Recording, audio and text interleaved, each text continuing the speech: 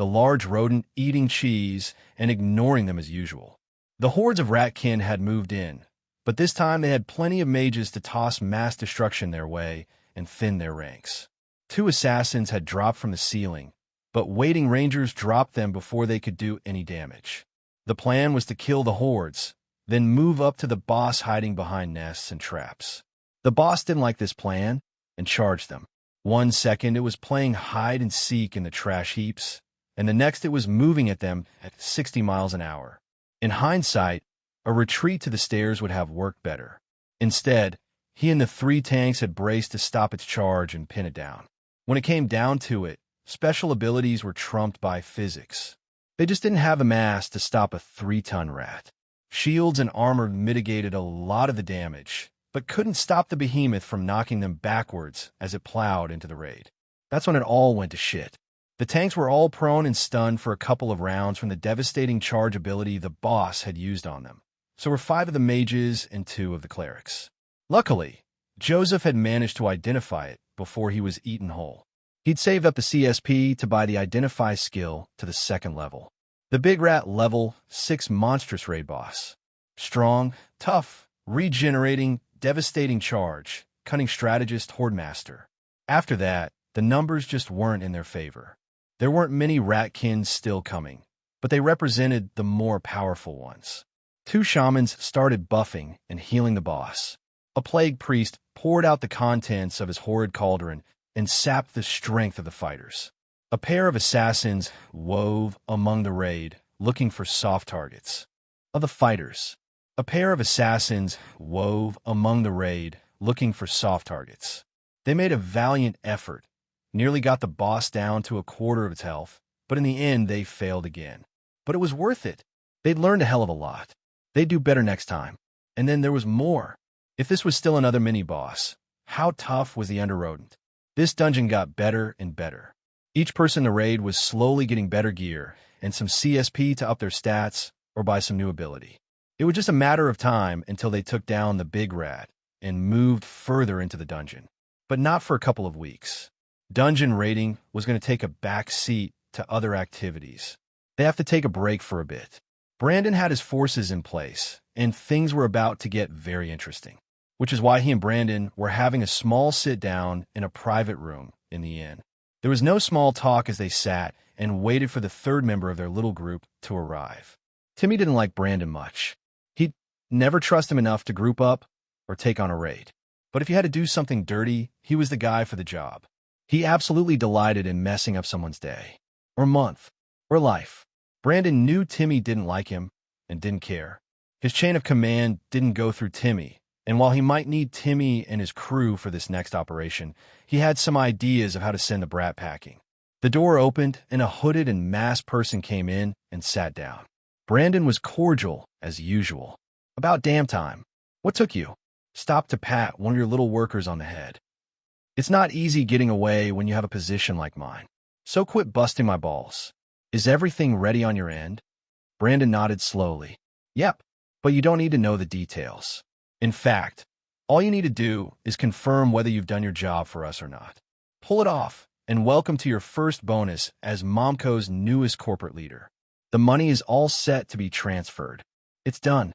The majority of Acme's manpower are nearly at the southern coast on my special covert mission. They check in regularly and confirm. ACME thinks they're camped 2 to 5 miles away in the wilds. Even Billy is nervous, but way too trusting of some people. When does the trigger get pulled?" Brandon leaned back in his chair. "What do you think, Mr. Shiny Paladin?" Timmy ignored the barb. "Let's get it started. I'm tired of paying that fee every time we go in and tired of rules I have to follow." Brandon smiled. "Glad you agree, because I already have a declaration in motion. At midnight tonight, ACME gets the official notice. Enhance.